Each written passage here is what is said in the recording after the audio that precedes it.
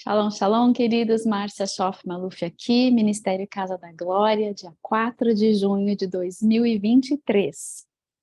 Sejam muito bem-vindos à nossa cozinha, nosso papo do pós-culto Glória de Sião Internacional. Nós acabamos de fazer a tradução do culto, foi tremendo.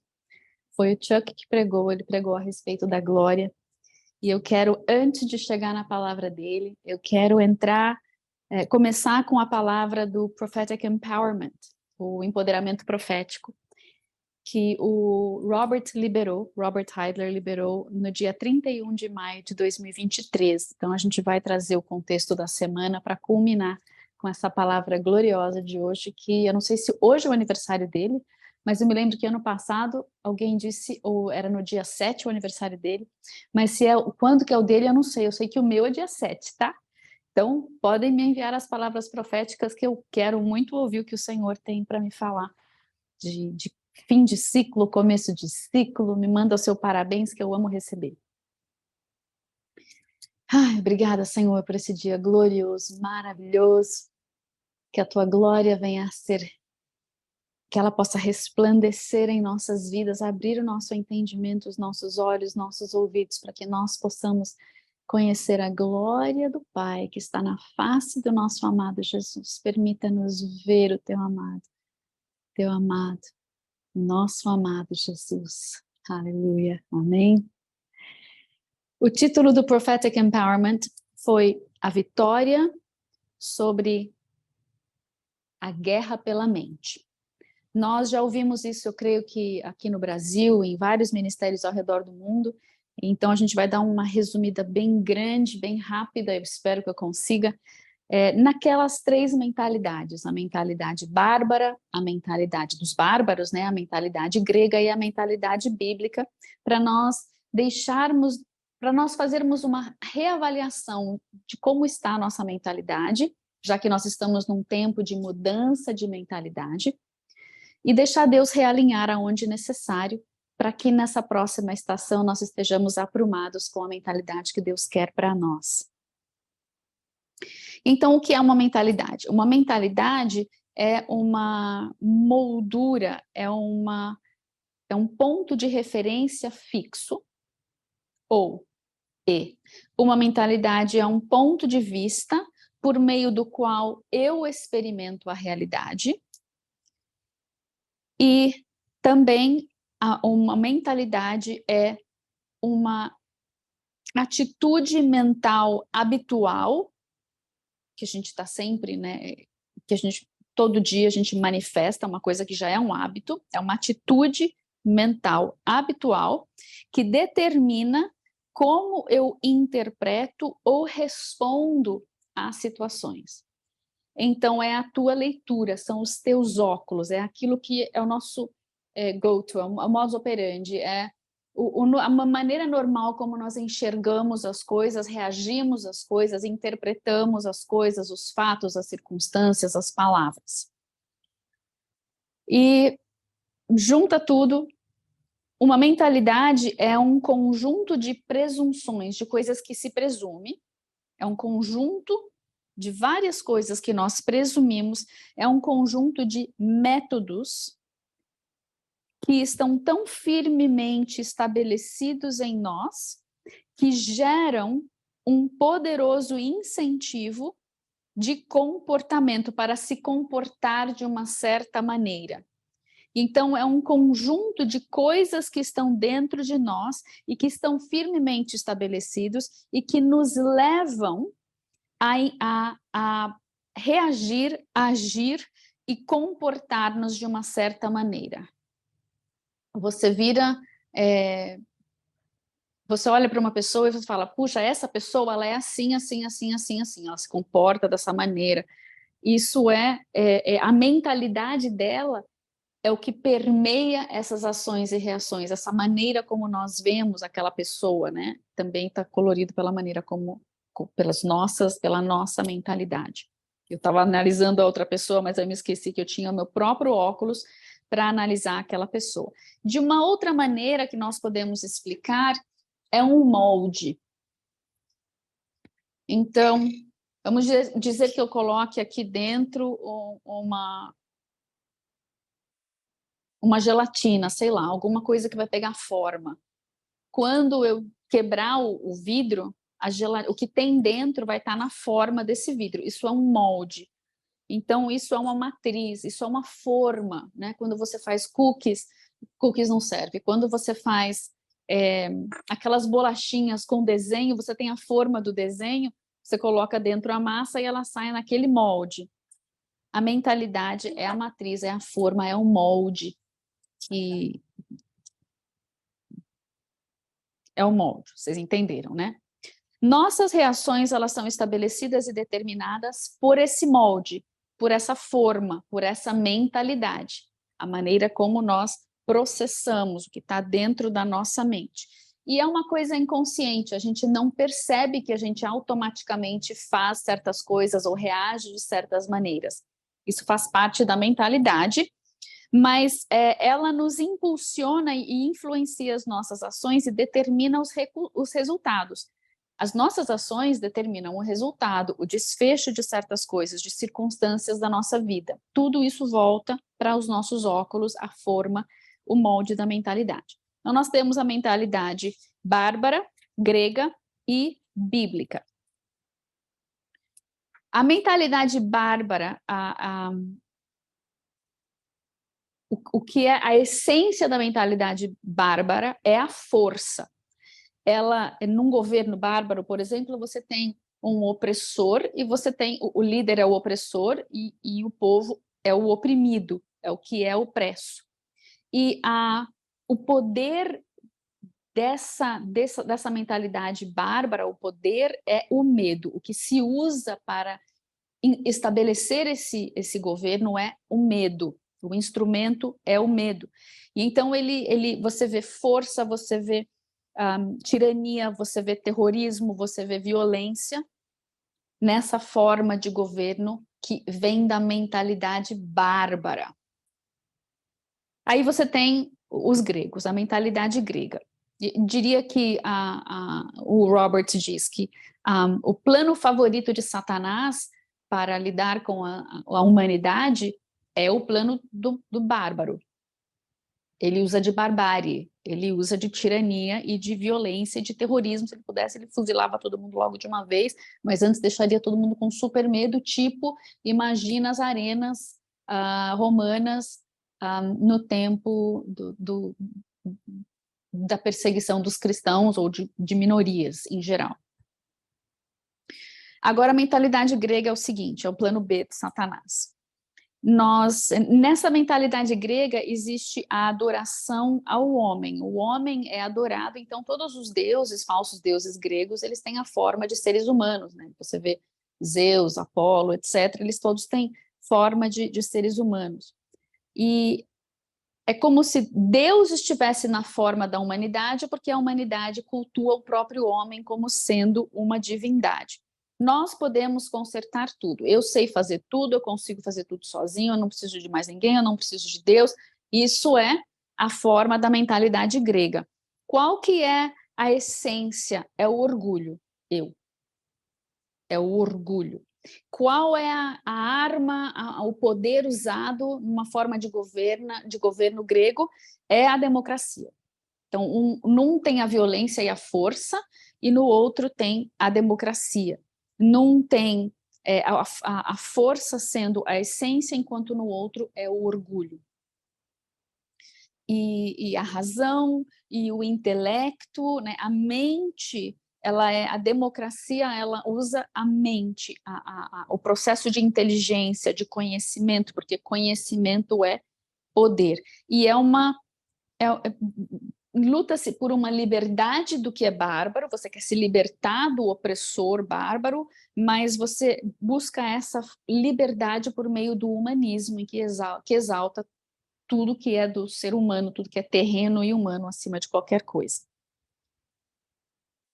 E esse racional, esse intelecto, ele não aceita nada que não possa ser explicado.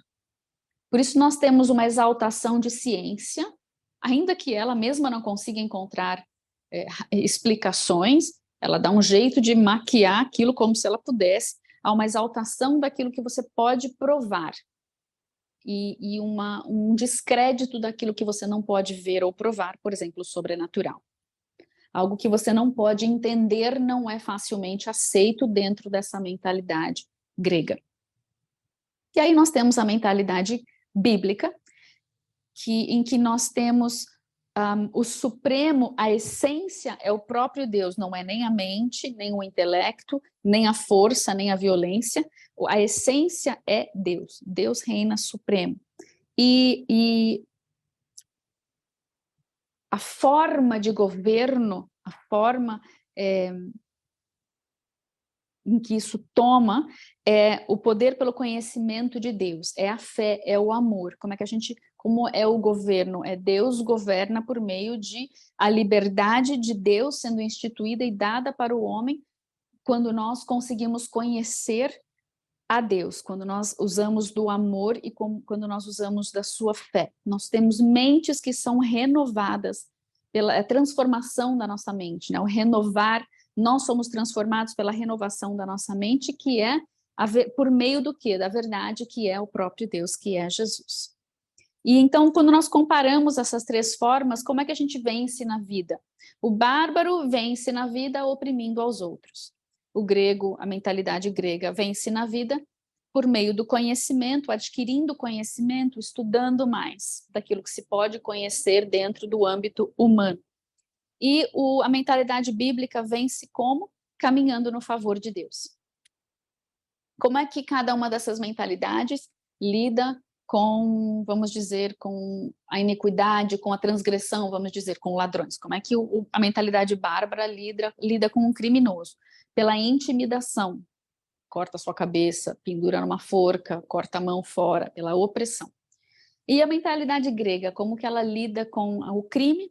Vamos conversar, vamos negociar, vem cá, deixa eu te ensinar a fazer alguma coisa para você não ter que roubar. E a mentalidade bíblica, como ela busca lidar com o crime pela restituição e pela salvação. Olha, você errou, roubou isso aqui, tem que devolver, restitui. Agora você precisa ser salvo, você precisa de Deus, senão você vai fazer isso de novo, de novo, de novo. Como essas mentalidades lidam com a solução de problemas ou de conflitos? A mentalidade bárbara vai pela intimidação de novo. A mentalidade grega, vamos conversar de novo, vamos negociar. Tipo, pensa em política, né? Em nações contra nações. O bárbaro ele vai ficar na eterna guerra até um matar o outro, exterminar o outro. O grego vai para a mesa conversar até ele descobrir que o outro é um bárbaro e ele é um grego e aí eles não conseguem nunca e o bárbaro daqui a pouquinho vai matar ele está lá na conversa ainda. E o bíblico ele vai entrar com a sabedoria e a direção de Deus que vai dar para ele como é que ele vai resolver esse conflito.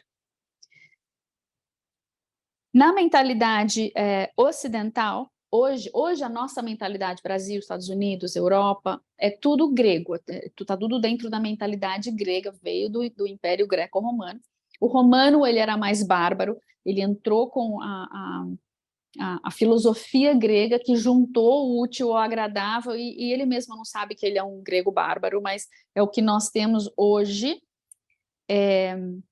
E há um choque entre as culturas, um choque de mentalidades. Por exemplo, quando o islamismo invadiu a Europa, você teve agora um choque ali dentro, em que há o estupro de muitas mulheres, o governo tenta ser grego, tenta conversar, mas aquela minoria continua na opressão e na intimidação. Vocês vão fazer do nosso jeito, quer vocês queiram, quer não. A gente está pouco se lixando, porque nós somos bárbaros, a gente pensa assim, e pronto, não tem conversa. E o grego está lá tentando conversar e abrindo as fronteiras para todo mundo. Vai dar ruim, óbvio, não dá liga essas duas coisas juntas.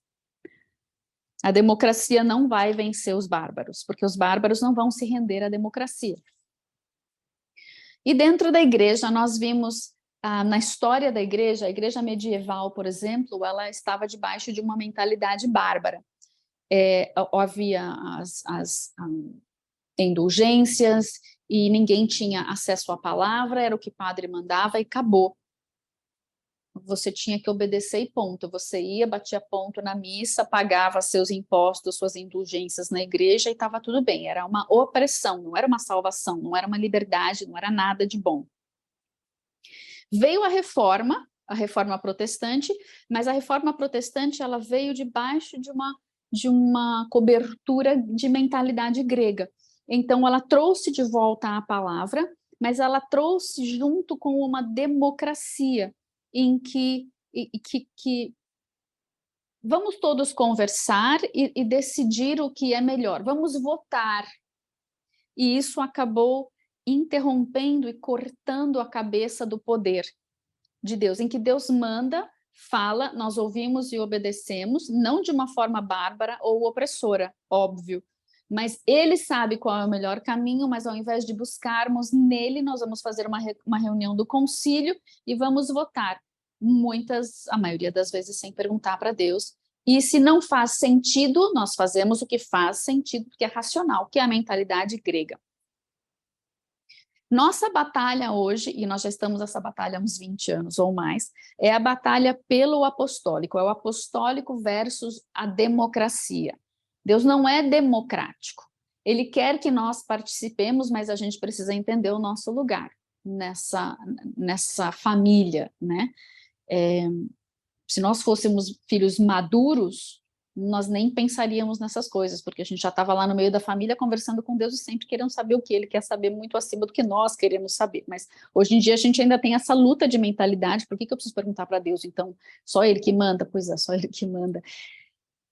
Mas para a maioria de quem já está dentro da piscina, não é um problema respirar dentro d'água. Agora, para quem está fora da piscina, é impossível respirar dentro d'água. É como quem não fala em línguas criticar quem fala em línguas, porque não está lá dentro para entender como funciona, logo vai criticar, vai falar que é impossível, que não é de Deus, porque ele mesmo não conseguiu ainda mergulhar ali, respirar ali. O apostólico tem uma mentalidade bíblica e a democracia vem da mentalidade grega. Deus, por meio da mentalidade bíblica, ele quer restaurar.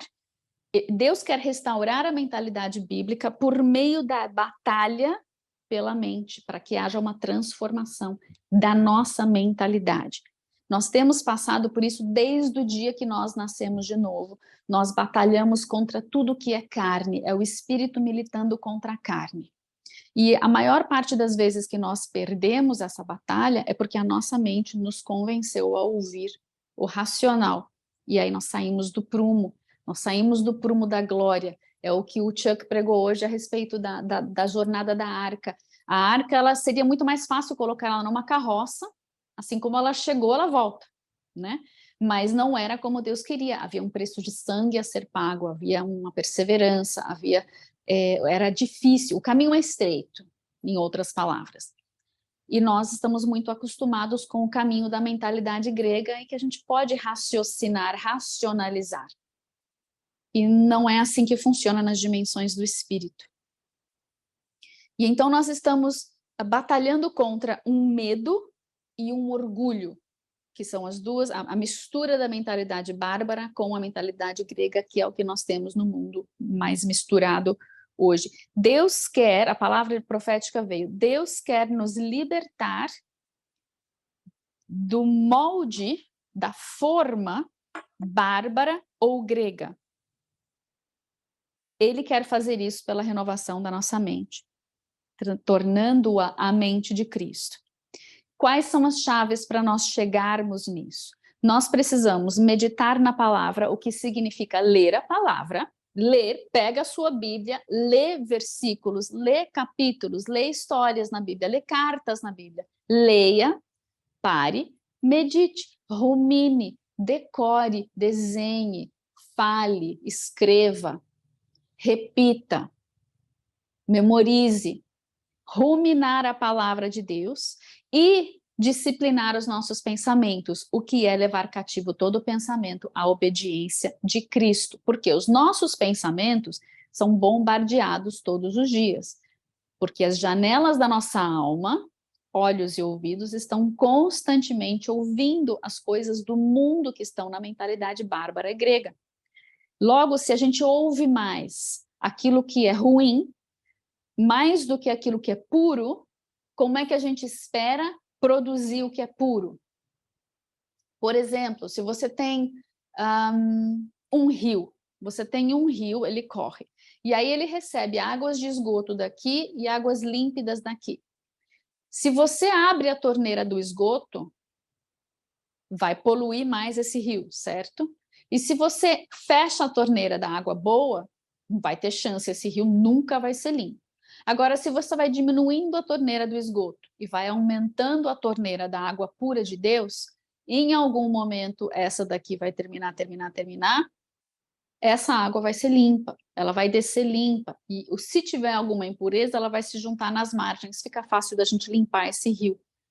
Mas fica muito difícil a gente limpar um rio que tem 10 torneiras de esgoto ligadas, a da televisão o dia inteiro no serviço, a da televisão o dia inteiro em casa, a das revistas, a dos filmes, a das vozes, das muitas opiniões, pessoas que a gente ouve, as rádios e as músicas que a gente ouve no mundo. E aí, quando a gente pode ter as torneiras de Deus ligadas, a gente é um fiozinho. Obrigada, Jesus, por essa comida, amém.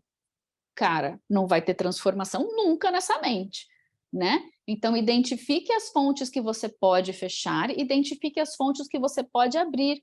Tá no seu carro, tá no transporte, bota um negócio lá, ouça a palavra de Deus, ouça a adoração. Inunde as janelas da sua alma com Deus, com tudo que é de Deus. E vai diminuindo aquilo que é do mundo.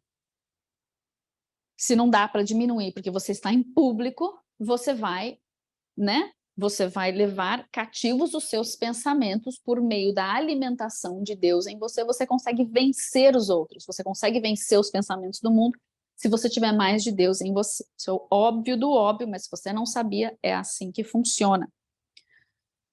E desde que nós nascemos de novo, a nossa carne, ela milita contra o espírito, existe essa inimizade. O mundo vem reforçar. Quando a gente vem para Jesus, Faraó vem atrás para piorar o negócio. Então, se você achava ruim quando você estava no mundo, você chegou em Cristo no seu primeiro amor, está tudo né, uma lua de mel, até o inimigo perceber onde você está. Quando o inimigo percebeu que você está chegando no mar, ele vai vir atrás de você. E aí você vai ter de verdadeiramente escolher. Eu quero Deus, porque eu vou ter que pagar um preço. Eu vou ter que atravessar esse mar com 2 paredes imensas de mar do meu lado, acreditando que ele não vai cair com essas águas dentro de mim, em cima de mim. Então, é uma fé sobrenatural que nós precisamos para perseverar até chegar no deserto, e não acabou ainda, que os amalequitas vêm aí. Enfim.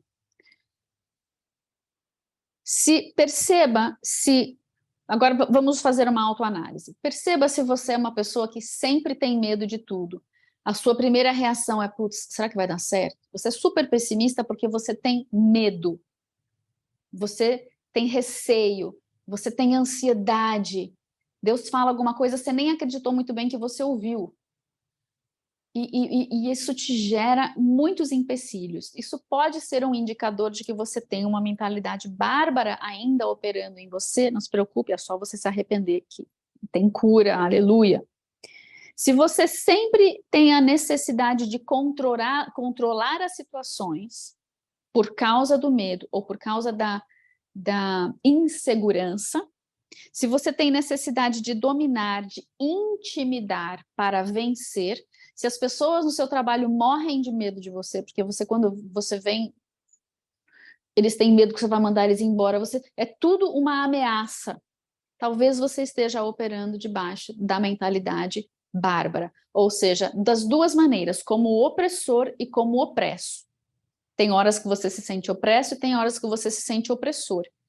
E quando você se sente opresso, o opressor levanta em você para sua própria defesa. Isso também pode ter a ver com fragmentação de alma. Recomendo consultar um ministro de cura interior de libertação para ver se a tua alma não está aprisionada em algum lugar que esteja gerando essa mentalidade bárbara. Então, Pai, nós nos arrependemos por muitas vezes nós manifestarmos essa mentalidade bárbara, por nós termos medo e ficarmos acuados diante de tantas coisas e não te obedecermos, não fluirmos, porque temos medo de errar, medo de fracassar, medo de desapontar os outros, medo de rejeição. Nós pedimos perdão porque o Senhor já abriu esse cativeiro. Nós somos livres e nós temos um Pai bom. Em nome de Jesus, nós confiamos em Ti, nós damos esse passo de fé e nós escolhemos confiar que o Senhor é bom, o Seu amor dura para sempre, nós nada precisamos temer. Leva esse fardo de cativeiro embora de nós, em nome de Jesus, livra-nos desse mal. E, Pai, se nós temos controlado, manipulado, se nós temos cerceado, se nós temos ameaçado, se nós temos intimidado, por qualquer que seja o motivo, Senhor, nós te pedimos perdão por essa mentalidade bárbara de opressor e te pedimos, liberta-nos e cura-nos, Senhor. Leva-nos ao teu perfeito amor para que nós manifestemos o perfeito amor em nossa liderança, em nome de Jesus. E nós rompemos também, Senhor, com a percepção errônea que os outros têm de nós, quando acham que têm medo de nós, que eles não nos vejam mais no passado, mas vejam que nós fomos transformados e nos vejam como aquilo que o Senhor fez em nós, nessa nova mentalidade bíblica, em nome de Jesus. A mentalidade bárbara, ela corta a bênção de Deus, ela impede a bênção de Deus. Nós dizemos, Senhor, agora, limpos e arrependidos, que venha a tua bênção sobre nós, em nome de Jesus. Agora, se você está sempre intelectualmente buscando respostas racionais, que estão num padrão do mundo, tipo, Maria vai com as outras, todo mundo faz, então também vou fazer, todos estão analisando dessa forma, também vou analisar. Aonde que isso é bíblico, né? Maria vai com as outras não é nada bíblico. Bíblico é um caminho super estreito e largo é o caminho da perdição. Então, muitas vezes Deus fala uma coisa para nós e ele deposita aquele pensamento, a gente sabe que está na Bíblia, mas o mundo inteiro é ao contrário, a gente fala, não pode ser. E aí a gente volta para ou Maria vai com as outras do largo caminho que todo mundo está de acordo, porque a gente não quer ser rejeitado por N motivos. Faz sentido, portanto, farei. Isso é uma mentalidade grega. E isso vai acabar gerando confusão no acampamento, porque não é a mentalidade de Deus. Por exemplo, Moisés subiu, sumiu, deve ter morrido. O que a gente pode fazer? Vamos pensar. Usaram a mentalidade egípcia, mundana, para pensar, bom, lá a gente fazia isso, vamos fazer aqui também? Mas não perguntaram para Deus, que tem uma cabeça totalmente diferente, que os tirou de lá de uma maneira totalmente inusitada. Nenhum general de guerra tinha pensado em 10 pragas, né? Que não é normal, não é racional, não é deste mundo. Se você não ouvir ou consultar a Deus, é só o seu raciocínio, nem sempre o seu raciocínio vem de Deus, tá? Nós temos uma imaginação santificada, mas muitas vezes o nosso raciocínio não vem de Deus, e o nosso coração é enganoso. Pede 50 sinais que é melhor, tá? Se você for desse tipo de pessoa que raciocina muito o óbvio, o que é racional. A narrativa do mundo é: mal é bom e bom é mal. Lembre-se disso, nós estamos numa guerra de narrativas e eu preciso dar uma pausa para fechar minha janela lá, porque está tendo alguma coisa na praça aqui, tá uma barulheira para mim que está me distraindo, já volto.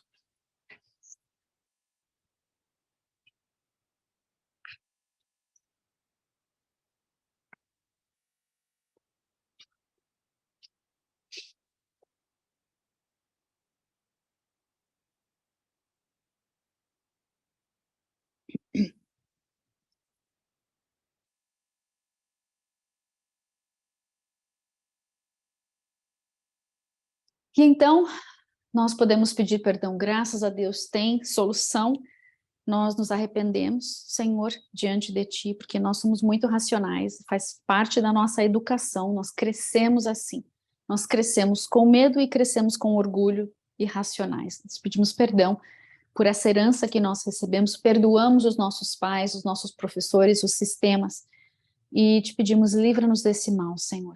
Nós nos arrependemos de não confiar em Ti, confiar nos meus próprios pensamentos, nos meus próprios raciocínios, ao invés de Te ouvir e Te buscar. Senhor, perdoa-me, Pai. Perdoa-nos, Papai.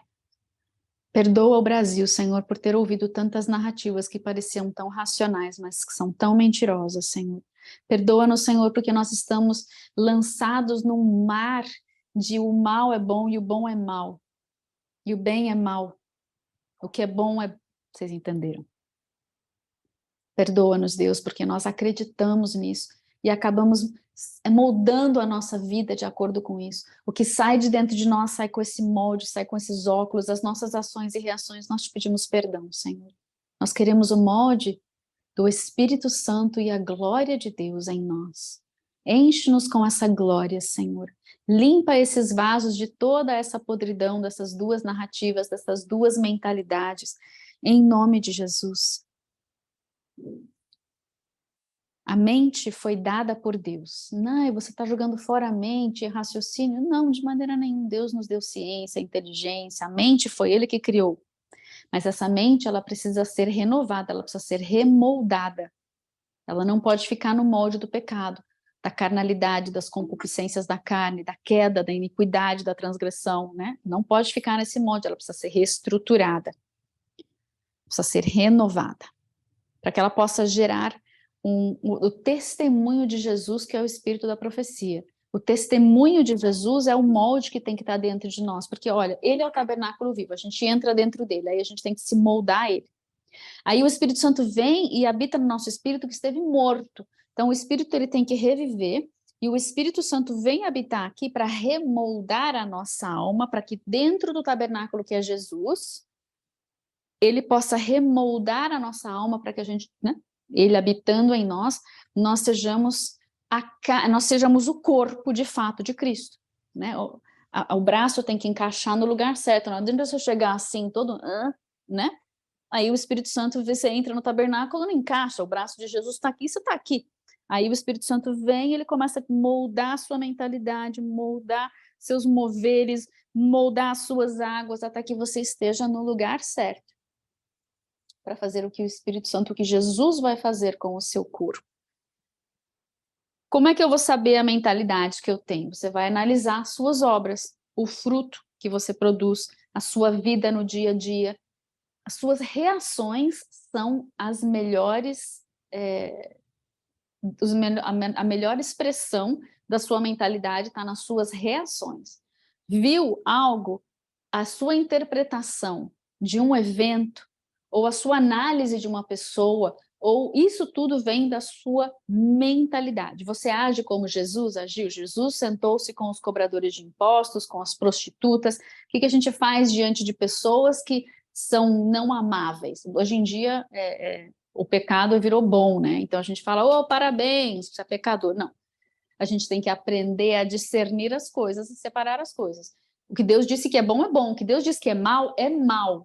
Mas a pessoa que está agindo dentro do mal, ela precisa ser resgatada desse molde para vir para Cristo, para passar pelo seu processo de transformação. E todos nós estamos em processos diferentes de transformação. Quando a gente julga alguém, quando você bate o olho e julga aquela circunstância ou aquela pessoa, faz um rápido com Deus aqui. Ok, Deus, eu estou sendo racional? Eu estou usando alguma mentalidade? Estou sendo bárbaro? Eu estou querendo decapitar essa pessoa? Por quê? E aí a gente pode até pegar na palavra do Chuck de hoje, porque ele falou que o espírito de religiosidade e o espírito de... Tem duas coisas que se levantam contra a glória de Deus. E essas duas coisas estão na política e na religião. No âmbito da política, quando a glória de Deus aparece, há uma rejeição. No âmbito da religiosidade, ou seja, tudo que é mentalidade bárbara, que é o que está no político hoje, e tudo que está na religião hoje, que é grego e bárbaro, isso se opõe à glória de Deus, se opõe à mentalidade bíblica. Isso é natural da guerra cultural, que é mais dimensional do que cultural de fato. Preste atenção nas suas emoções. De vez em quando você sente raiva de alguma coisa. Para analisar. Isso é indignação santa mesmo? Porque a indignação santa, ela gera arrependimento, ela gera transformação, ela gera vida, ela não gera morte. Se essa sua reação, essa indignação, ela é para decapitar a pessoa, para expulsar e separar a pessoa, você não consegue estar naquele ambiente porque você está constantemente lutando, berrando, gritando, né? Você deixou de estar no Shalom de Deus e entrou numa batalha que nem era para você entrar, porque ela nem existia, porque você formou ela na sua mentalidade. Para tudo, respira, Senhor, me perdoa, me alinha. O que eu devo, como posso servir esta vida para que ela venha para ti? Não estou numa situação de estupro. Não estou numa situação dessas. Eu estou numa situação do nosso dia a dia normal. Não estou numa situação de guerra aqui. A gente estava lidando com o Brasil, Estados Unidos, Europa, onde nós moramos, lugares que nós, né? Então, não desvirtua, não, porque a tua mentalidade acabou de tirar você do prumo. Então, volta. Volta. Suas emoções, seus sentimentos. Lembra que verdade não é sentimento, verdade não é emoção. Amar o seu inimigo é uma verdade, não é uma emoção. Não é uma coisa que vem naturalmente, você amar o seu inimigo, mas para Jesus vinha. Então, se eu estou em Jesus e ele está em mim, de alguma maneira eu vou ter no mínimo compaixão pela vida. Certo? Sim ou não? Sim, verdade, verdade. Ok. Preste atenção nos seus sentimentos, emoções, decisões, ações e reações, especialmente as suas reações. E aprenda a pausar e voltar para Deus, trazer tudo para o prumo. Amém? Na palavra do Shabat, do dia 2 de junho de 2023, a Lisa Lyons, eu vou trazer 2 sonhos para vocês. Um sonho da Lisa, não é um sonho, é uma meditação da Lisa. Ela estava num lugar muito bonito, tomando um cafezinho com uma linda árvore, e aquela árvore não era tipo um pinheiro, ela era aquelas árvores que ela nasce toda contorcida e ela tem galhos né, que é um emaranhado, mas é um espetáculo de curvas. E ela estava admirando aquela árvore, e Deus começou a falar com ela. Deus disse: nenhuma parte desta árvore não passou por um processo de mudança de direção, ou seja, cada vez que ela crescia 1 centímetro, ela mudava de novo de direção. E ela foi a cada centímetro mudando de direção, crescendo, né? Então ela não subiu reta e reta. Essa árvore em particular. Faz parte da vida esse processo de mudar de direção. A árvore passou por tanta mudança e ela aponta para tudo quanto é lado. E esses galhos não são retos. Do jeito que eu escrevi, não consigo traduzir. Essa árvore que está né, tá nesse emaranhado, ela não é uma árvore boa para ser usada para lenha. Quando você vê lenha, você vê o que é um galho mais reto, que você vai cortando, né, em pedaços. Uma árvore que ela é toda torta, ela, dificilmente, quase impossível você querer cortar ela para lenha. E aí a palavra é: esteja aberto para mudanças. Porque muitas vezes, se você não deixar Deus te levar nas direções que Ele quer nesses momentos de mudança, você pode ser árvore boa para ser cortada e lançada no fogo, que não é o que você quer, porque a madeira queimou, acabou tudo. Não temas as mudanças de direção que Deus tem para você.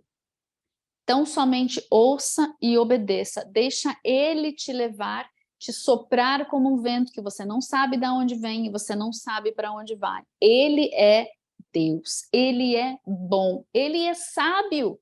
Ele sabe o que está fazendo. Não temas. Então, somente ouça e obedeça. Muitos passarão por grandes mudanças nos dias que estão por vir. Vocês serão confrontados com mudanças de coisas grandes, por exemplo, trabalho, profissão, cidade, nova formação familiar.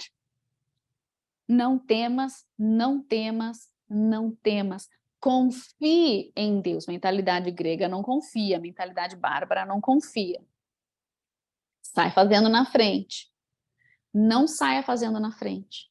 Ouça cada passo do processo de mudança. Deus vai te mostrar. Ele está contigo. Vai ser difícil? Vai ser estreito?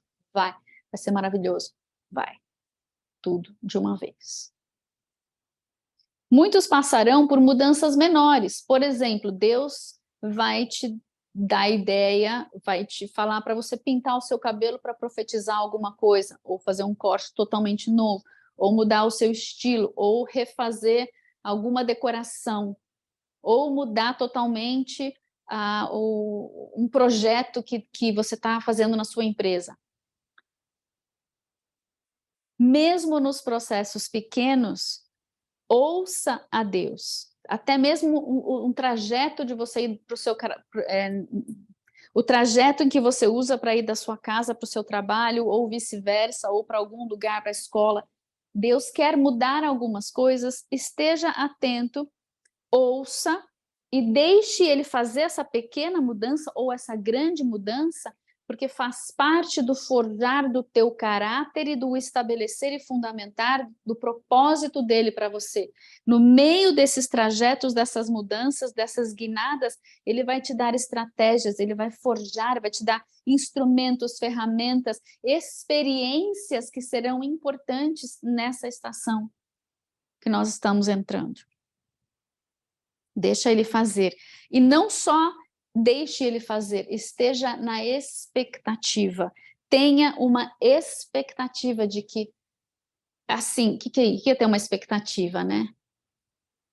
Vou fazer uma viagem não sei quando, né? Quando você vai sair de férias e você olha lá na internet, você pesquisa o lugar que você vai, e a família toda fica, ai, dia tal a gente vai para tal lugar, que delícia, né? Eu tenho um sonho de ir para o Tahiti um dia, não é Haiti não, é Tahiti, porque fala daquelas ilhas lindas, maravilhosas, aquela água azul, sonho para esse lugar, né? Então, de vez em quando eu entro na internet, eu fico lá babando, puxa Deus. Agora, imagina o dia que eu for mesmo, e não há nenhuma garantia de que um dia eu vá para esse lugar, mas imagina o dia que eu for, eu vou dar saltos de alegria. Talvez não maiores do que os saltos de alegria de quando eu vou para Jerusalém, que é o meu lugar favorito na face da terra. Mas existe uma expectativa, tipo a ardente expectativa da criação, ansiando por algo. O dia do casamento, você tem uma expectativa. Pelas mudanças que Deus vai nos dar, tenha uma expectativa, anseie de forma boa, por isso não é ansiedade, vocês entenderam, né? É ansiar, desejar, esperar por aquilo. Tenha expectativa e não tenha medo. Ou seja, expectativa, não medo. Expectativa, nada de medo. Porque vai ter mudança na vida? Vai. Nós estamos num momento de transição para algo que nós nunca vimos na face da Terra antes. O futuro a gente nunca viu, não, mas uma guerra a gente já viu. A gente já viu muitas coisas, né, que tem padrões. Mas o que nós vamos ver nos abalos dos últimos dias, no avivamento dos últimos dias, nunca houve sobre a Terra até hoje. Vai ser algo ímpar. Nós precisamos deixar Deus nos preparar para o que está por vir, de bom e de ruim. Para isso que Ele está nos forjando, nos preparando, para a gente não ser como uma vara, né, que é soprada para tudo quanto é lugar pelos ventos das adversidades. Não, nós somos firmemente plantados na rocha que é Jesus, e quem nos sopra é só o Espírito Santo, mais nada. Ainda que seja um vendaval do Espírito Santo, ele pode. Mas os outros ventos e furacões do inferno não vão nos desestruturar em nome de Jesus. Aliás, está aí uma maneira de você saber qual é a tua mentalidade, quando as coisas te desestruturam muito rápido, você já reage, né? Tem muita gente que tudo é uma reação assim. Perceba, não é condenação, tá? Você perceber isso, é o Espírito Santo te amando, te mostrando que Ele quer que você tenha uma vida muito mais alegre, muito mais em paz, muito mais no amor de Deus do que nesse medo infernal que você vive muitas vezes. E agora vamos entrar num sonho.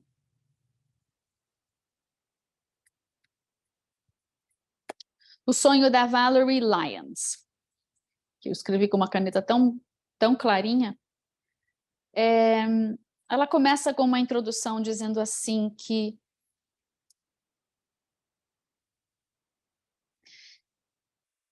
Deus está colocando em nós o refinar, o fogo refinador, para remoldar, reformar e refinar. Deus está botando a gente numa fornalha. A gente já ouviu isso antes, né? 6 meses atrás, em dezembro de 2022, Deus deu a ela um sonho. Foi um tipo de um alerta para quando nós não queremos largar alguma coisa, eu não quero largar isso de jeito nenhum, mas Deus quer te dar um novo. Não, isso aqui foi Ele que deu também, eu gosto desse, porque esse eu posso fazer assim, mas eu quero te dar um melhor. Não quero, é esse que eu quero. E aí você fica atolado nesse lugar, porque a gente não quer abrir mão de algo que foi Deus que deu, mas que já foi a estação, já foi o tempo. E nós precisamos abrir mão deste para ganhar o novo, que vai ser diferente, mas que é o tempo deste agora, não é mais o tempo daquele. E o sonho foi o seguinte: ela via um restaurante e ela via o comercial que estava sendo gravado para esse restaurante. Então ela viu 2 comerciais, ela viu uns 2 décadas atrás e um no atual, umas 2 décadas depois, vamos dizer, no presente. E nessa filmagem ela via as portas do restaurante se abriam e o dono saía para fora, tipo falando, está aberto, era como um showman, está aberto o restaurante, nananã. E aí aparecia uma cobra gigante do lado dele. Não, a cobra não era ruim, a cobra era boa, você já vai entender por quê. Saía uma cobra gigantona e ela fazia parte do espetáculo. E aí tinha gente dançando uma música, muita gente na rua, era uma alegria total, era maravilhoso. E era um restaurante que ela conhecia há muitos anos, assim, no sonho, né? E o cara que era o dono da restaurante, que era o showman, ele era um tal de Steve Irwin, que muitos devem conhecer, se vocês conheciam o Homem Crocodilo, lá o cara que fazia o programa do crocodilo, o adestrador lá de crocodilos, era ele morreu em 2007, picado pelo aguilhão da águia, da raia, lembra? Saiu notícia em tudo quanto foi lugar, porque, né, ele tinha um programa grande na televisão. E o cara, o dono, era muito parecido com ele. Então, quando você vê a cobra, ele cresceu do lado de répteis, o pai dele trabalhava com isso, aí depois ele entrou nessa área, e aí por isso que ele sabia exatamente o que fazer com os crocodilos e os répteis todos, cobras, inclusive. E aí ela deu, né, o sonho avançou e ela viu o segundo comercial sendo gravado, e ele saía para fora da mesma maneira, mas a cobra não era mais uma cobra viva de verdade. Ela falou, puxa, tá estranha essa cobra. Ela tinha uns negócios assim, parecia que ela tinha comido alguma coisa, mas ela parecia mecânica. Aí, antes de julgar o bendito do sonho, espera eu começar a acabar de falar, pelo amor de Deus, já levou lá para os capeta. Não, calma, respira. Aí ela percebeu que não tinha aquela alegria, não tinha mais ninguém lá, não tinha ninguém dançando, não tinha música e o lugar estava meio abandonado. Quando acabou de gravar o comercial, ela viu saindo debaixo da pele da cobra, que era só a pele, os outros animais do zoológico, porque ele morava na Austrália, ele tinha um zoológico com a esposa dele lá na Austrália. E aí saiu um leãozinho todo feliz, ufa, que saiu debaixo da pele da cobra lá, que já tinha morrido, né, a cobra. Então, na hora que ela que ela acordou do sonho, nesse momento ela acordou do sonho, ela entendeu exatamente o que Deus tinha falado. O que Deus estava nos dizendo.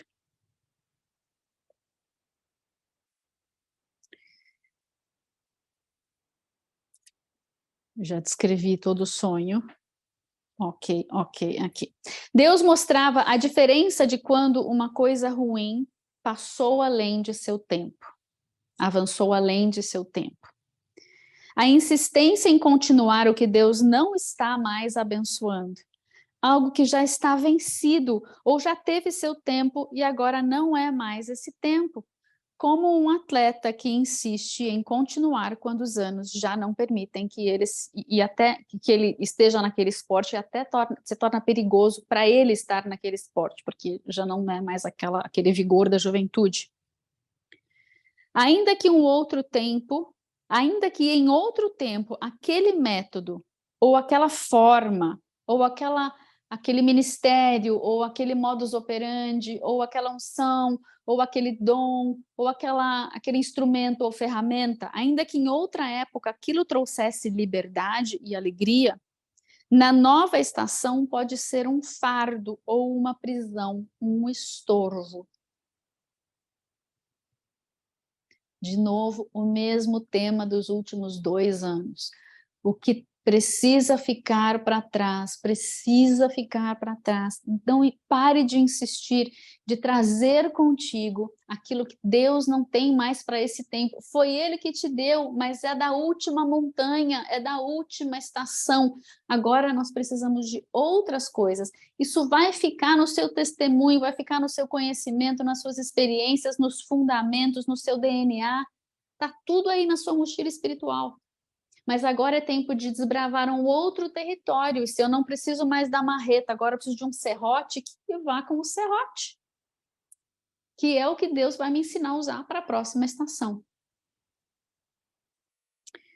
Em 2 Reis 18, nós vemos o rei Ezequias. E ele chega no reinado dele, e ele quebra os postes ídolos, e ele quebra, inclusive, a serpente de bronze que Moisés havia usado no deserto. Ela chegou até aqui. Tinha sido uma bênção, lembra? Aquela serpente de bronze no cajado, ela era um símbolo da cruz, que o conhecimento do bem e do mal, aquilo que é o pecado, precisa ir para a cruz. Nós precisamos ser crucificados, a carnalidade do pecado precisa ser crucificada. Eles olhavam para aquela serpente na cruz, era como se Jesus estivesse ali levando sobre si esse conhecimento do bem e do mal. O povo levou aquilo até os dias de Ezequias, e o povo usou mal aquilo, começou a usar como feitiçaria, como idolatria. Não era a intenção de Deus que aquilo fosse idolatrado. E então ele quebra, ele não pôde guardar no Museu dos Testemunhos, ele teve de quebrar, porque aquilo estava destruindo o povo, porque abriu portas e brechas para o inimigo entrar e desolar e assolar o povo. Há coisas que quando nós guardamos com esse afinco de não querer de jeito e bate o pé, é uma mentalidade grega. É o medo do bárbaro de abrir mão daquilo que foi bom, que já virou muleta, e agora vai virar uma idolatria, vai virar um racional. Para que eu vou abrir mão disso se sempre foi tão bom? Mas só porque Deus mandou não basta? Porque isso vai ter que ser quebrado. Se eu tiver que arrancar isso de você, vou ter que quebrar seus dedos do jeito que você está segurando isso. Já virou um ídolo, já virou alguma coisa que você precisa colocar no altar. Não precisava. Se você simplesmente falar, ok, Deus, eu confio em você, tá aqui, pode deixar lá no museu das coisas boas que a gente fez, as coisas que o Senhor usou, tá lá na minha memória. Mas não, você quer segurar, eu vou ter que quebrar. E sabe aquela oração que Deus sempre ouve, seja feita a tua vontade na terra como no céu? Então, se você já orou isso algumas vezes, em algum momento ele vai ter que arrancar isso de você, que você orou, seja feita a minha vontade. A vontade de Deus é que você largue disso, mas eu não quero largar disso. Aí você vai... Sorte sua que Deus te ama muito a fazer isso com muito amor, mas não é melhor se você abrir mão e for obediente? Vai ser menos doloroso. Estou falando, vai ser menos doloroso. O que será em nossas vidas que eu escrevi em inglês que has overstayed its welcome, né? Sabe quando você vai na casa de alguém, você é uma visita, e você é super bem-vindo. Aí a hora vai passando, vai passando, vai passando, vai passando, e os donos da casa já estão quase assim, né? Bem, vamos dormir que a visita quer ir embora. Porque a pessoa não vai embora nunca. O que aquela pessoa fez? Ela excedeu as suas boas-vindas. Eu sei, é engraçado, né? Mas tem visita que é inconveniente. Existem coisas que nós temos nas nossas vidas que Deus nos deu, Ele enviou a visita, mas ela está inconveniente, porque eu já não estou deixando a visita embora. Precisa largar as coisas do passado. O que em nós já venceu, já está vencido, já está além do tempo de permanência em nossas vidas, precisa ficar no passado, precisa interromper esse processo para continuar com algo novo. Deus está nos perguntando, nos pedindo para colocar isso no altar.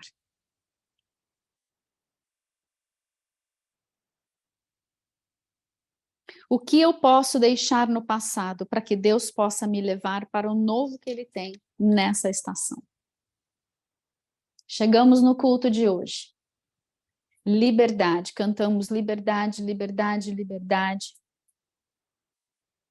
Tiramos a capa da velha estação e vamos avançar para a nova estação. Faça isso profeticamente. Eu tiro a capa da última estação. Obrigada, Senhor, eu ficar aqui no guarda-roupa das coisas, das bênçãos, né? Eu tiro os instrumentos da última estação, os calçados da última estação, né? Os adornos, os adereços da última estação, as ferramentas, as armaduras da última estação. Eu confio em Ti, recebo o novo manto. Eu vejo assim, algumas pessoas tinham um manto muito pesado e agora vão receber um manto que é um véu. E algumas pessoas ao contrário, eu vejo que o meu é bem pesado. E é diferente do que eu tinha antes. Eu vou ter de passar por um processo de adaptação com esse novo manto. Cada um de nós vai ter de passar por um processo de adaptação. Não se preocupe, faz parte. Faz parte do processo de pegar a arca, de descobrir como é que funciona, até conseguir levá-la de volta para o lugar certo.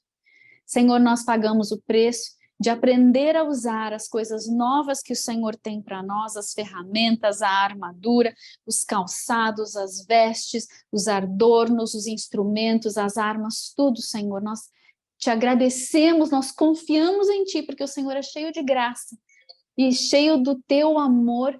O Senhor nos ajuda a avançar e a usar as novas coisas. Esse serrote, né? Eu saí da marreta para pinça, para um monte de outras coisas, mas serrote eu nunca tinha ganho antes.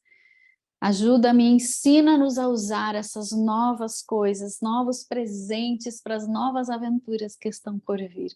Em nome de Jesus, nós confiamos em Ti. Nós confiamos em Ti. Há grandes mudanças que estão por vir. São mudanças vertiginosas. Anota aí. Há mudanças vertiginosas que Deus está trazendo. Mudanças vertiginosas. E elas vão acelerar. É como se fosse um tsunami e nós vamos ter de aprender a surfar nessas ondas de mudança. Prepare-se, pois a jornada é como nada que vimos antes, e o veículo será diferente de qualquer outro veículo que nós já tenhamos usado. Então, nós deixamos para trás as roupas, vestes, etc., recebemos as novas. Senhor, nós te entregamos também o veículo que o Senhor usou para que nós chegássemos até aqui, e a imagem que eu vejo é como se nós estivéssemos numa estrada, num carro de asfalto, e nós chegamos no pé de uma montanha, e então agora a gente vai começar com os jipes 4x4, e vai chegar em algum outro momento em que a gente vai ter que trocar de veículo de novo. Senhor, nós te agradecemos pelo veículo, aqui está ele, obrigada. Demorou, tá? Só falando para aprender a usar esse trem aqui. Agora que eu já estava boa no negócio, eu vou ter que trocar de novo, mas eu confio em Ti, eu sei que o Senhor vai me dar capacitação para aprender a usar o outro veículo. Nós recebemos o novo veículo para esse novo tempo. Pense que também as suas vestes eram adequadas naquele veículo. Então, cuidado para não se agarrar no veículo, porque agora que você já trocou de vestes, você não tem mais como ficar bem naquele veículo. Você está com as vestes agora para novo veículo, para nova jornada, um novo terreno, ok? Seja lá como for isso no que Deus está te mostrando aí. Mudanças virão, mudanças radicais virão. Mudanças virão sobre as nossas vidas, sobre o Brasil, sobre os nossos ministérios. Muita coisa vai mudar. Esteja pronto, esteja receptivo às mudanças, para que não seja um processo de tortura, mas que seja só um processo de adaptação. Tudo depende da maneira como nós enxergamos a coisa, como nós agimos e reagimos, certo? Com a mentalidade. Eu vou sair de um Egito, onde eu estou numa casinha paradinha, não preciso fazer nada, mas estou escravo. Tudo bem, agora eu saí, agora eu vou ter que andar por um deserto e confiar que vai cair coisa do céu para eu comer, que eu vou ter que tirar água da rocha. Eu não consigo enxergar nada e eu preciso confiar plenamente em Deus. Depois de passar 40 anos nômade no deserto, agora eu vou ter que atravessar um rio e eu vou ter que ser pioneiro e depois ainda ter que me estabelecer. Eu nunca fiz nada disso antes. Abrace a mudança, abrace a transição, para que não seja uma tortura e você não tenha que morrer no deserto. Eu espero que você não tenha passado 40 anos no deserto, né? Sangue de Jesus tem poder, mas se passou, abraça o tempo de mudança, porque senão vai ser outra tortura. E Deus não quer que esses momentos de transição sejam torturas, é para ser aventura. Eu acho que é tudo maravilhoso. Enfim. Mudanças radicais virão. Deus vai trazer uma revelação e uma revolução do amor. E ele nos dá chaves e ele nos dá unção e o dom da fé para que nós possamos navegar um tempo como este. Nós nascemos para um tempo como este. E essa nova geração, que é totalmente diferente de nós, a geração dos que têm até 15 anos de idade hoje, que nasceram dentro da inteligência artificial praticamente, eles são totalmente diferentes. Não adianta querer fazer com que eles sejam como nós somos. Eles têm o chamado deles, o propósito deles, o molde de Deus para eles é outro, e eles estão aqui para um tempo como este. Então Deus vai transformar, de acordo com a transformação dele, não com a nossa. Então não seja nem bárbaro nem grego, por favor. Deixa Deus trazer a capacitação, o desígnio para esses jovens, e que nós sejamos os facilitadores, quem abre caminho para eles, quem lança, quem joga, né? Os abençoadores e facilitadores desses jovens. Assim eles vão aprender a trabalhar junto conosco, porque nós somos um só corpo. Ninguém é melhor que ninguém, mas nós estamos em momentos diferentes, temos propósitos diferentes, celulinhas diferentes, lugar no corpo diferente, certo? Destino diferente. E o Chuck começou a pregar sobre a guerra pela recuperação divina. A guerra pela recuperação divina, a glória de Deus e o transitar dessa glória de Deus. Aonde a glória está indo, para onde ela está se movendo, eu quero ir junto com ela, eu não quero ficar para trás, eu não quero andar na frente, eu não quero andar para o outro lado, eu quero estar junto com Deus, com a glória de Deus, eu quero seguir a arca onde quer que ela vá. Há uma ordem, e a ordem é de Deus, não é minha. Há uma ordem no tabernáculo, há um processo. A ordem e o processo para Davi levar a arca para Jerusalém era diferente do que ele pensava. Ele foi por um caminho largo, se estrombicou todo, Uzá morreu, Obed-edom ficaram felizes, né? O Obed-edom ficou feliz e ele e sua casa foram abençoados. Imagina como não foi para Obed-edom ter a glória de Deus na sala da casa dele. Deve ter sido aterrorizante, até ele perceber que era maravilhoso, porque Deus permitiu que fosse maravilhoso, porque ele não tinha uma opção. Não foi como Uzá, que também foi outra história. Eu não gosto de acusar Uzá, eu prefiro acusar Davi, porque Uzá ele tocou em algo que ele não podia tocar por um zelo fora de prumo e um zelo que ele não sabia.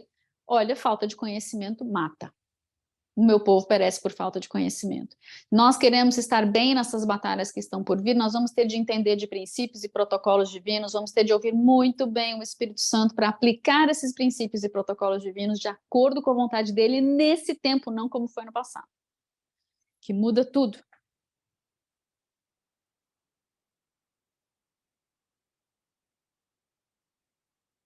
Deus tem tarefas e missões para nós na dimensão de glória que está em cada um de nós. Há uma dimensão de glória em cada um de nós. Olha para o seu vizinho, é diferente, tá? Olha para a dimensão de glória nele, é diferente. Olha para a dimensão de glória, é diferente. Olha para a dimensão de... é diferente. Não compara e não compete. Se você não, se o dedo quiser fazer o trabalho do cotovelo, vai dar ruim para todo mundo. Estou tentando imaginar o dedo tentando fazer o trabalho. Realmente vai dar muito, esse corpo vai ficar muito estrombólico. É um Frankenstein para baixo.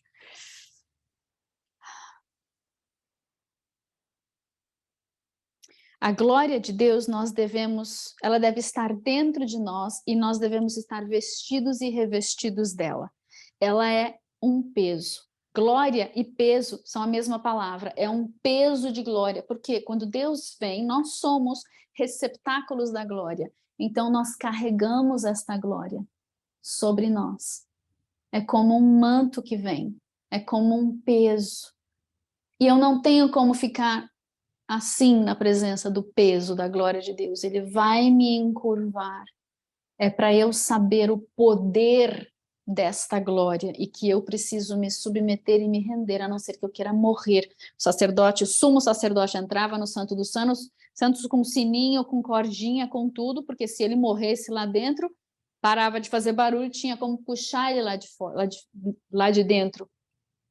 Nós não podemos achar que a glória de Deus é algo para brincarmos com ela, é uma coisa corriqueira. Glória de Deus mata. Não é que hoje não mata, continua matando. Nós aqui não estamos percebendo como muitas vezes Deus, no seu amor, na sua compaixão, na sua graça, não nos deixa chegar perto, porque sabe que a gente vai morrer. Conforme a gente vai abrindo mão das coisas do passado e do pecado, e da iniquidade, da transgressão e da nossa mentalidade tosca, perdão da palavra, aí a gente vai podendo se achegar mais próximo, e mais próximo, e mais próximo. Mas lembrem-se, os dias de Ananias e Safira estão voltando, eles vêm aí, e a igreja que quer o grande avivamento e quer a grande glória precisa ser um receptáculo apto para receber essa grande glória, e esse receptáculo, ele é prostrado aos pés de Jesus, ele é rendido, ele é na humildade, ele é com a capa da humildade, ele não é na mentalidade grega, tudo eu, orgulho, não é na mentalidade bárbara, espírito de Jezabel, manipulação, opressão, medo, terror. Precisamos entrar no prumo para poder vestir a glória de Deus. Estamos numa guerra pela vida e numa guerra pela plenitude. Vim para que tivessem vida e vida em abundância. Vim para que vocês pudessem ter vida e desfrutassem desta vida abundantemente até transbordar. E a vida está no sangue, e o Espírito Santo habita nessa nossa linhagem de sangue. A glória precisa ser demonstrada no jardim, porque tudo começou no jardim. E lembrem-se que Jesus, ele é o portal para esse jardim. Jesus é o tabernáculo, certo?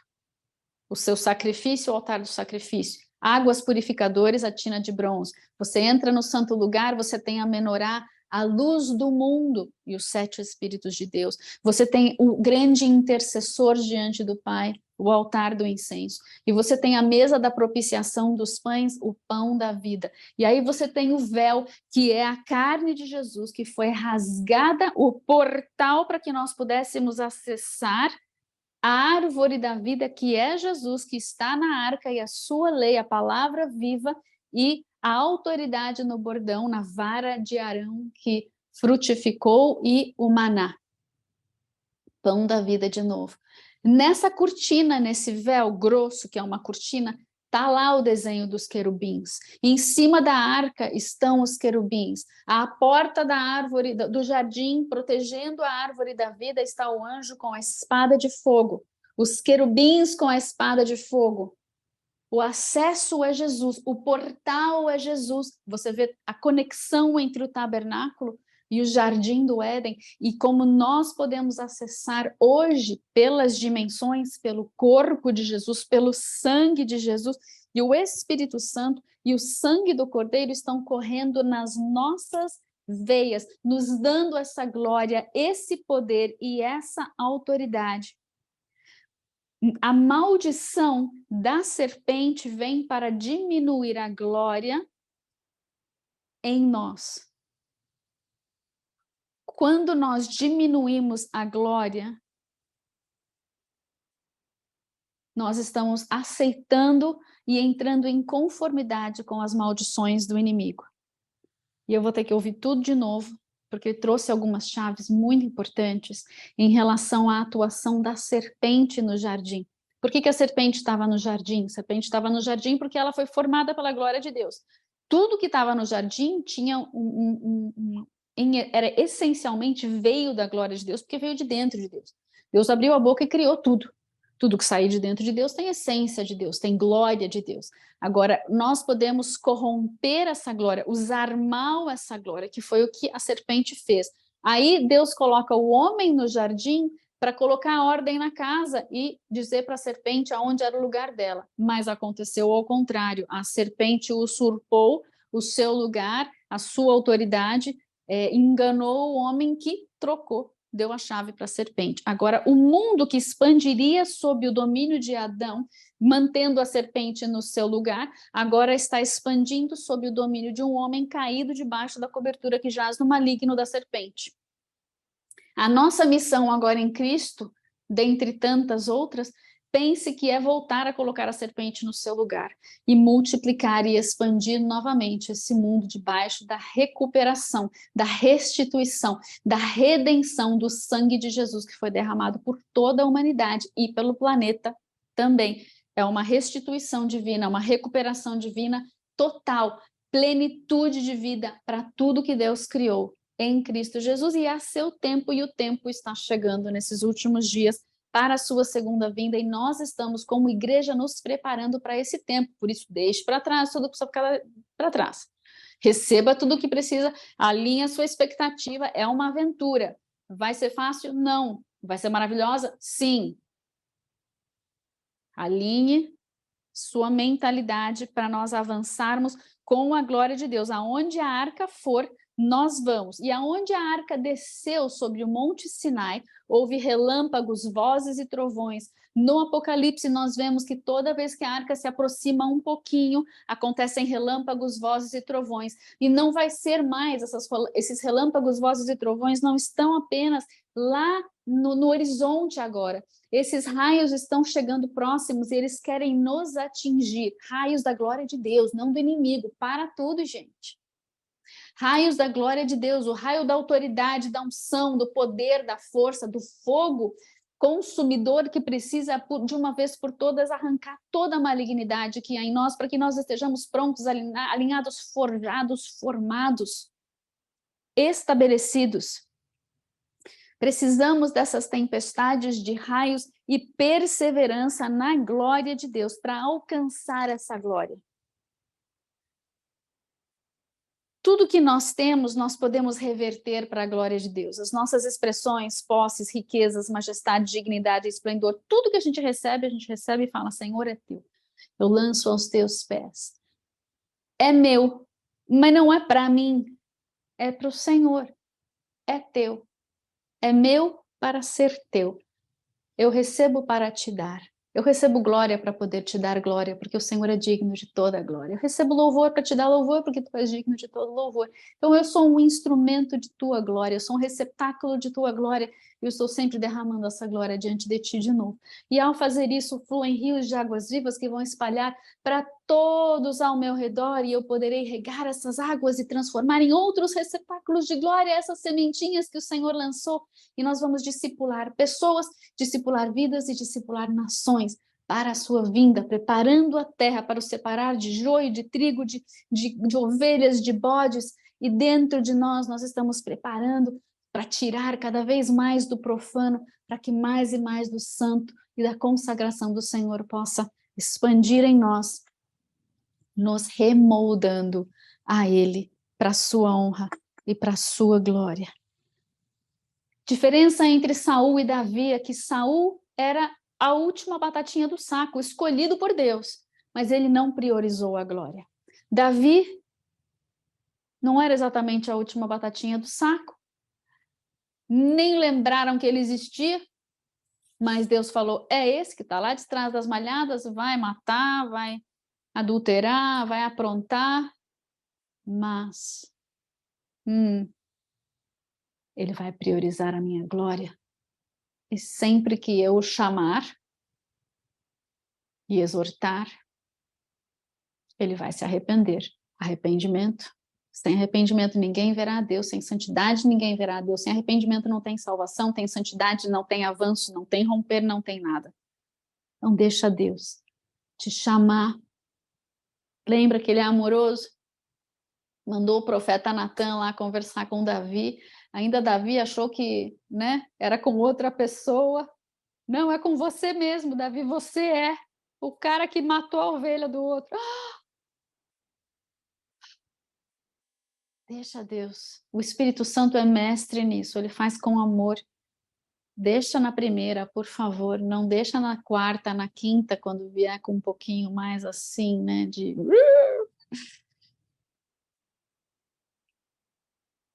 Às vezes as pessoas têm essa noção, né, de que Deus é um bom velhinho que deixa você fazer tudo que você quiser até você morrer. Não é, não funciona assim. Deus não quer que você morra.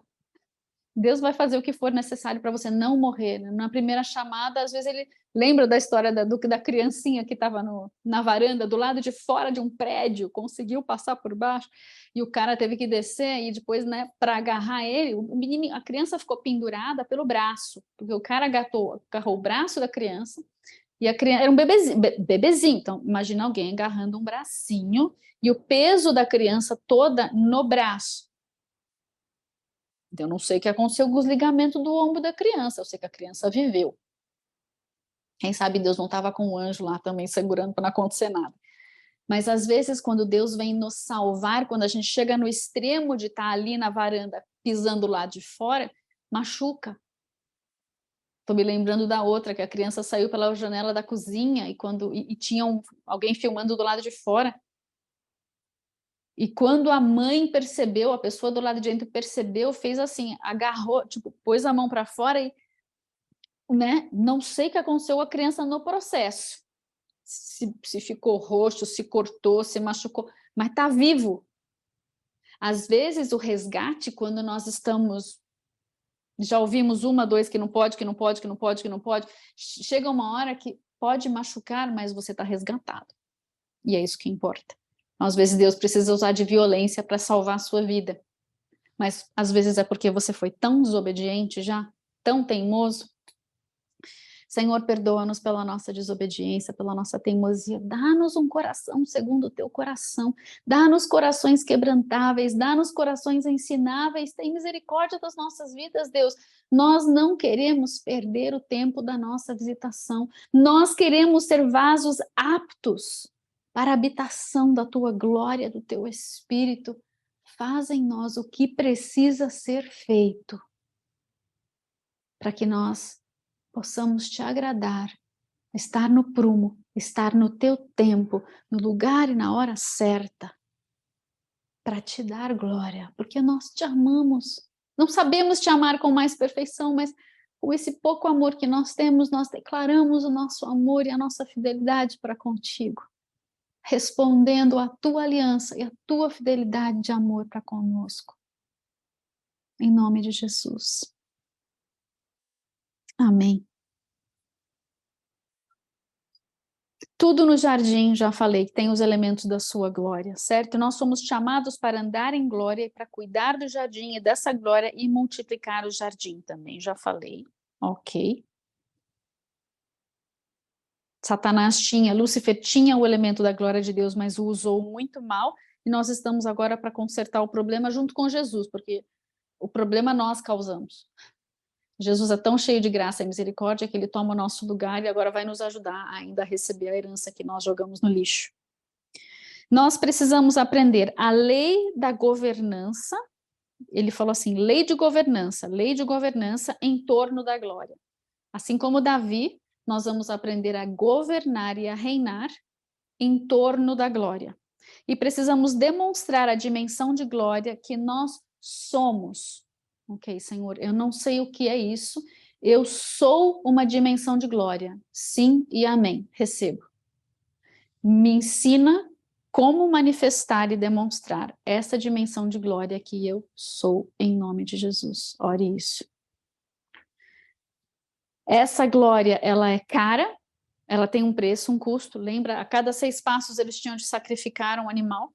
Na volta da casa de Obed-edom, a arca estando com os filisteus, foi para a casa de Obed-edom, e agora para chegar em Jerusalém, ela teve de passar por todo um processo de arrependimento, porque o sacrifício era com arrependimento, não era só derramamento de sangue sem nada.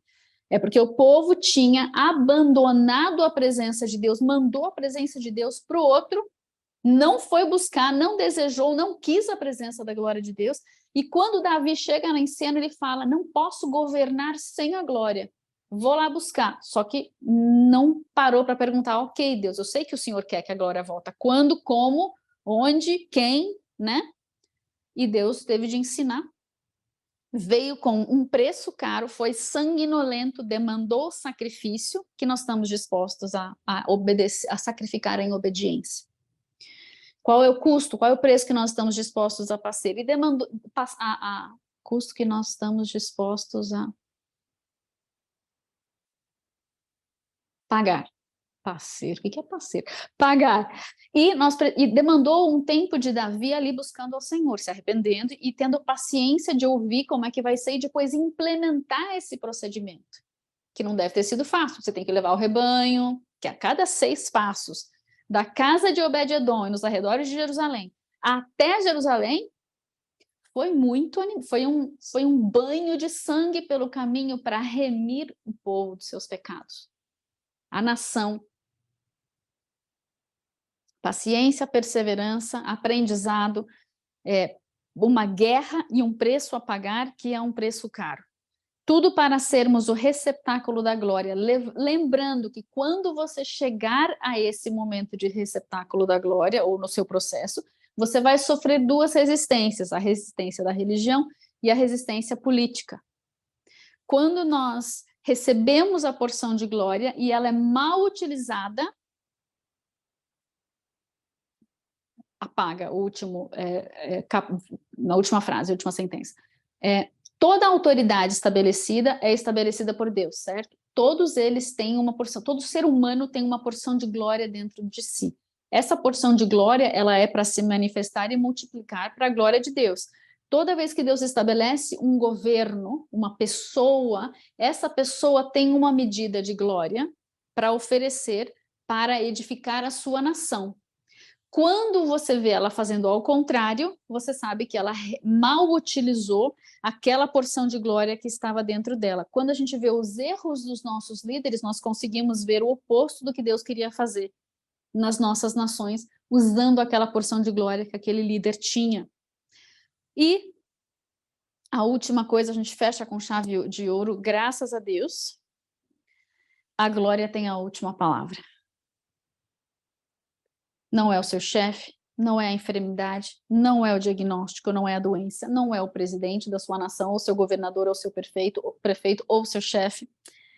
A glória não tem limites e ela tem a última palavra, ao que nós dizemos sim e amém. Obrigada, Senhor. Ajuda-nos a nos mover em torno da sua glória, a usar a lei da governança, a sermos cobertos dessa cobertura do sangue de Jesus e glória constantemente, a nos movermos em humildade, com a mentalidade bíblica, deixando para trás o que precisa ficar para trás e avançando para o novo, com tudo que o Senhor já tem nos dado e ainda preparado o caminho diante de nós, para que nós preparemos o caminho para a sua vinda. Olha como Deus é cheio de graça. Obrigada, Jesus.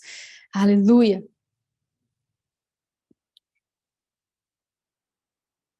Ele é o pão. Ele é o pão da vida, verbo que se tornou carne. Deus do próprio Deus, glória da glória de Deus. Redenção da humanidade.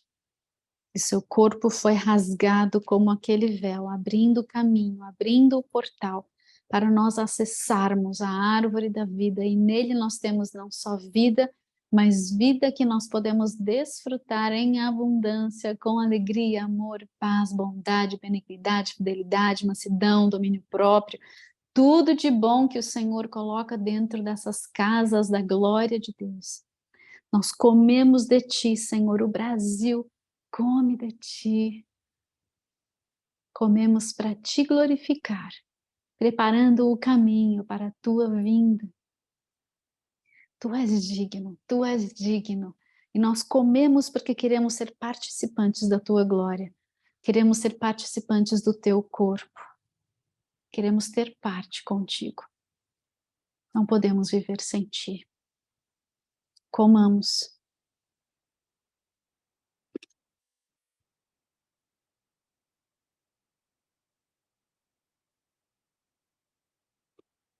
Brasil, coma do corpo do teu amado. como a da casa da glória, a casa master da glória, né? Porque ele é o maior container da glória de Deus, o maior receptáculo possível, o mais perfeito da glória de Deus. O conhecimento da glória está na sua face. Ele é a glória. O Brasil come do corpo da glória de Deus. Nós comemos do coração que está além desse véu, além dessa carne, do coração de Deus, a arca da sua presença, com o maná, com a autoridade da vara, nós como sacerdócio santo e real diante de ti.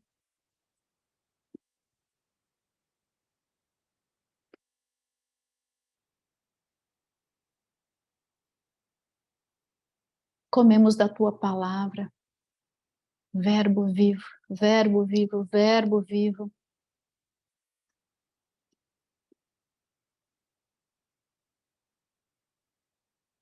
Informação, revelação, conhecimento de ti.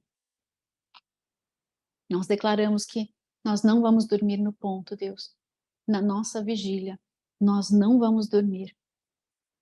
As portas do inferno não prevalecerão contra a igreja dos últimos dias. A colheita será maior. A colheita de vidas para ti será maior do que a apostasia. Nós declaramos pela fé em nome de Jesus.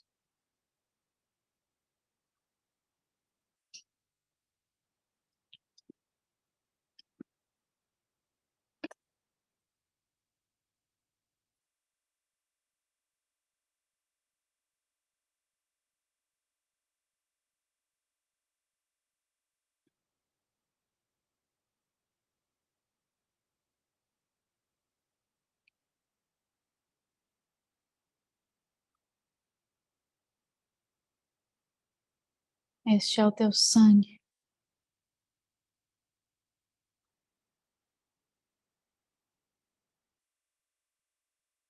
Tua glória está nesse sangue, tua vida está nesse sangue, tua alma está nesse sangue. Lembrando que quando em Levítico diz que a vida está no sangue, aquela palavra é nefesh, que é alma. A alma está no sangue, a alma de Cristo está no seu sangue. Nós bebemos para a salvação da nossa alma, para a redenção da nossa alma, para a libertação da nossa alma.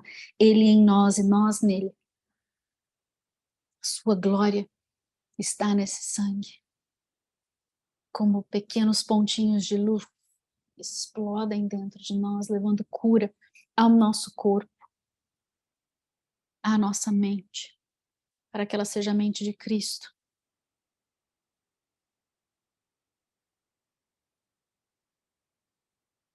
A nossa alma para que ela seja liberta das prisões e das cadeias. Sem prisões e sem cadeias, já não mais escravos, nós somos livres. Somos livres, somos livres, somos livres, somos livres. Livres das cadeias do inferno, mas nos posicionamos voluntariamente dentro dos limites da tua bênção, aquilo que o Senhor estabeleceu para nossa proteção, dentro do tabernáculo vivo que é Jesus.